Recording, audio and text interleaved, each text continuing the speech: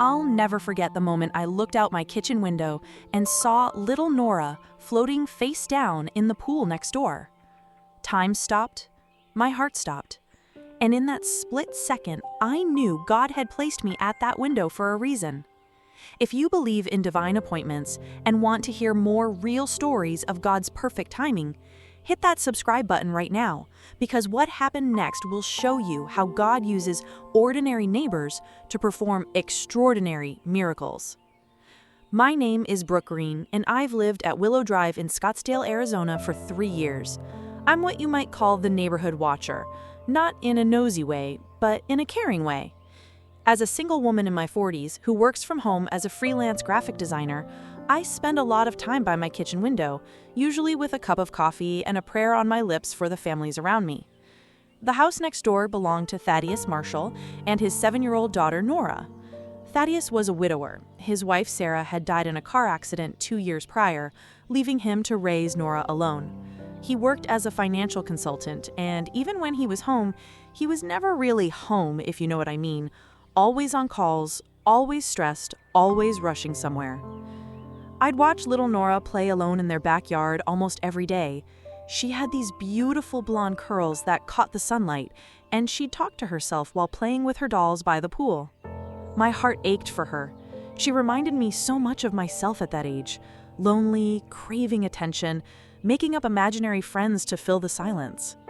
I'd prayed for that family countless times, asking God to soften Thaddeus's heart and help him see what he was missing. But we were strangers living 18 feet apart. He'd nod politely when he saw me getting my mail, but that was the extent of our relationship. Until that Saturday afternoon in July when everything changed. It was one of those perfect Arizona summer evenings that felt like a gift from heaven, the kind where the desert air is warm but not scorching, and the mountains in the distance look painted against the golden sky. I was working on a logo design for a local church when I heard Nora's voice drifting through my open window. She was singing, something about princesses and castles, in that sweet, off-key way children do when they think no one's listening. I smiled and glanced outside. There she was, sitting on the edge of their kidney-shaped pool, her little feet dangling in the water. She was wearing a bright pink swimsuit with sparkles that shimmered in the afternoon sun. From Thaddeus's home office window, I could see the blue glow of his computer screen and hear the muffled sound of his voice on what sounded like an important conference call. Even on weekends, work consumed him, even with his precious daughter just yards away. I turned back to my computer, but something made me look up again. Maybe it was the Holy Spirit.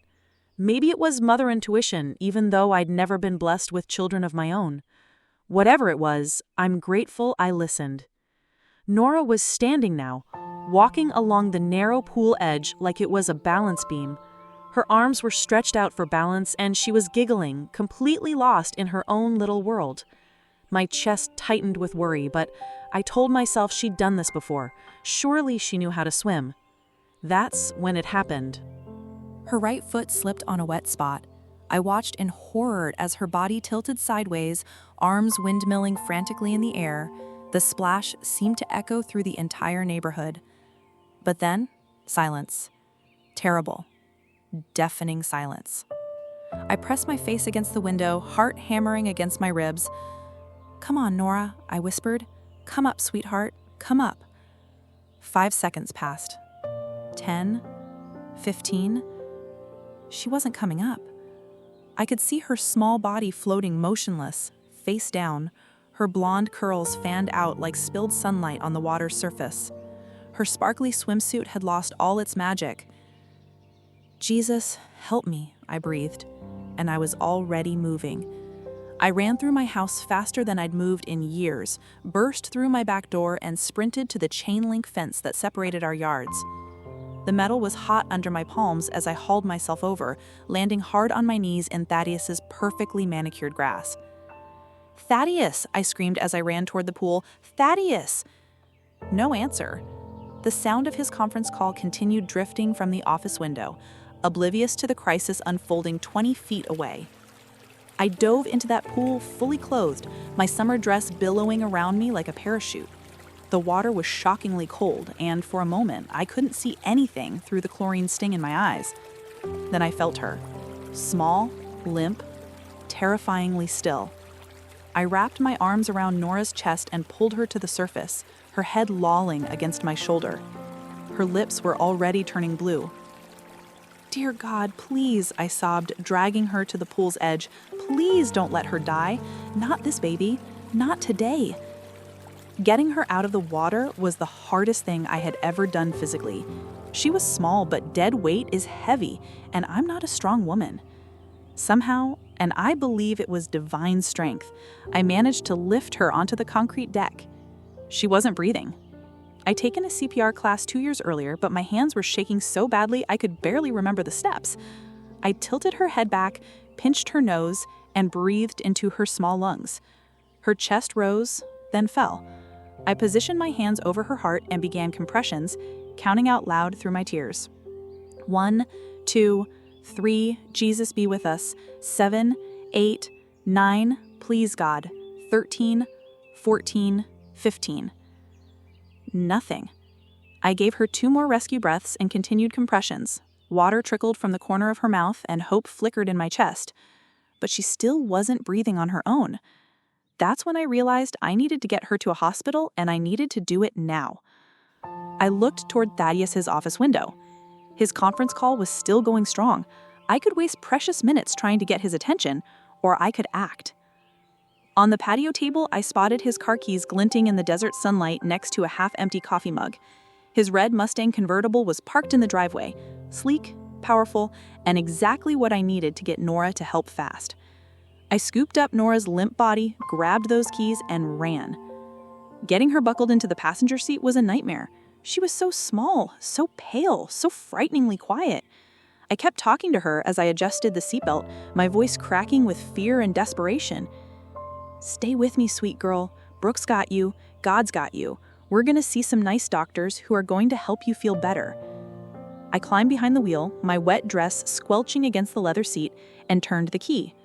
The engine came to life, and I whispered a prayer of gratitude. As I backed out of the driveway, I could still hear Thaddeus's voice floating from his office window, completely unaware that his daughter was fighting for her life. The drive to Cedar Falls General Hospital normally takes 12 minutes. I made it in 7. I drove like I'd never driven before, running 2 red lights and taking corners that made my tires scream in protest. Other drivers honked and shouted, but I didn't care. The only thing that mattered was the precious cargo in my passenger seat. "Talk to me, Nora," I kept saying, glancing over every few seconds. "Tell me about your dolls. Tell me about your favorite movie. Anything, sweetheart. Just make a sound." But she remained terrifyingly still. I pulled into the emergency room driveway with a screech of brakes that probably took years off my tires. Before the car had fully stopped, I was out and running around to get Nora.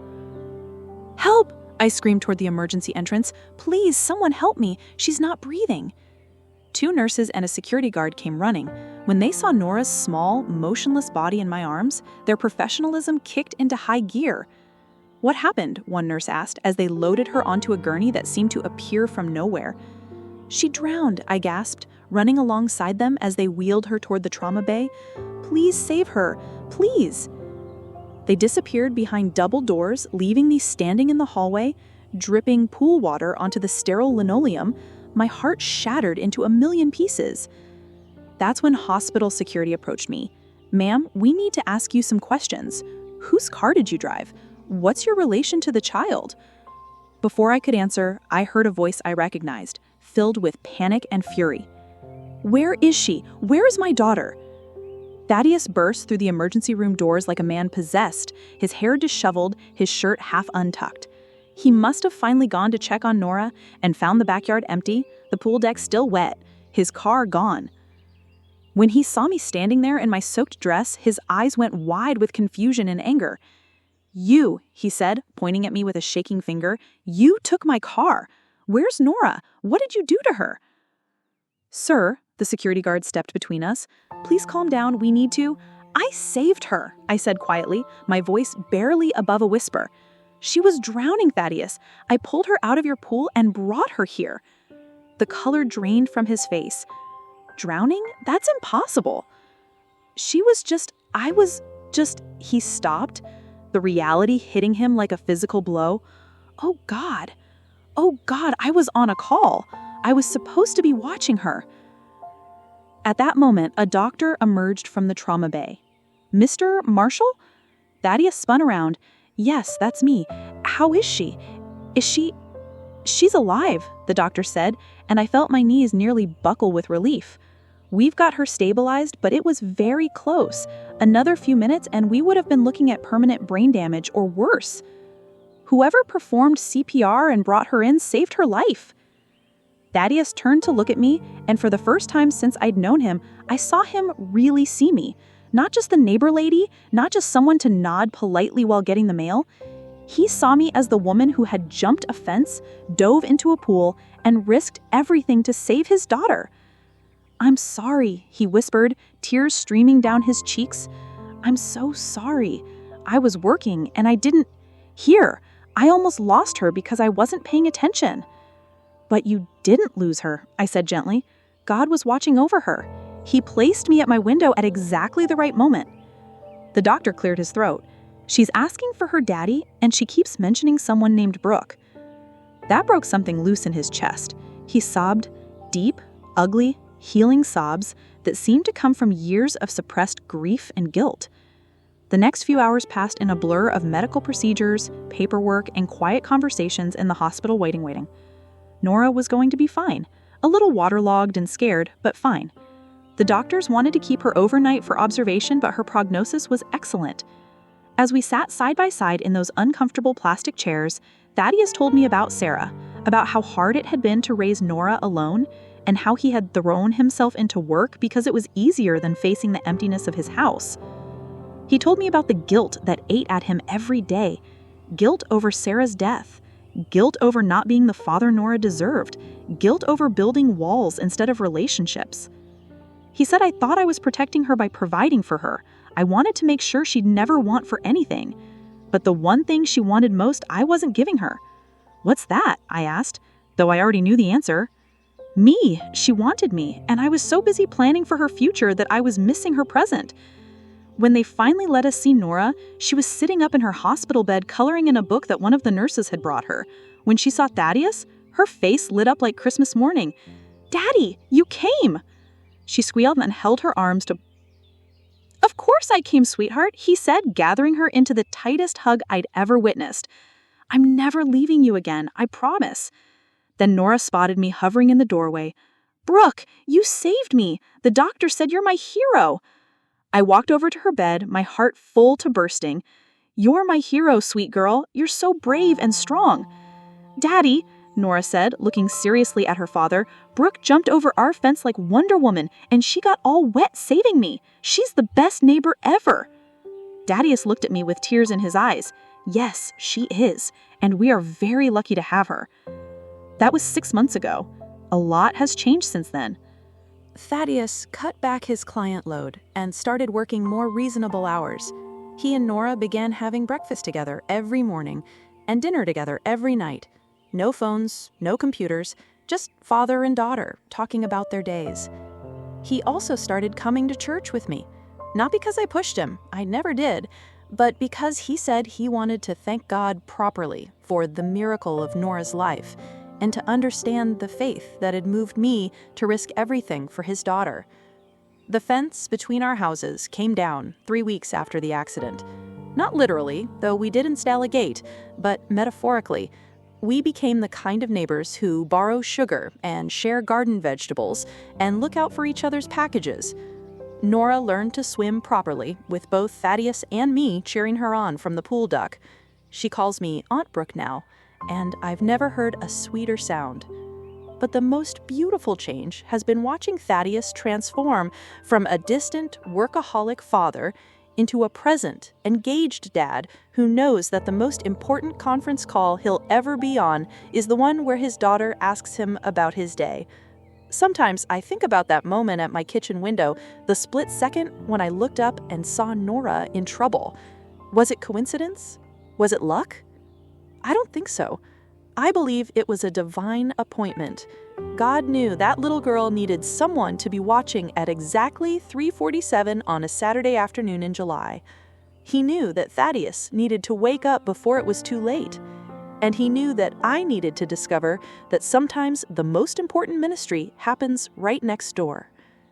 We serve a God of perfect timing and second chances, a God who uses ordinary people in extraordinary ways, a God who places us exactly where we need to be, when we need to be there, to be his hands and feet in a broken world. Nora is thriving now. She's confident, happy, and secure in her father's love. Thaddeus has found peace and purpose beyond his work. And me? I've learned that being a good neighbor isn't just about keeping your grass trimmed and your music down. It's about keeping your eyes open and your heart ready to act when God calls you to step over the fence. I want to hear from you. Has God ever used a neighbor, a stranger, or an unexpected person to touch your life in a profound way? Maybe you've been that neighbor for someone else. Share your story in the comments below, because I believe that every divine appointment, every moment of perfect timing, every act of unexpected kindness is worth celebrating and remembering. Your story might be exactly what someone else needs to hear today. Thank you for listening. God bless you.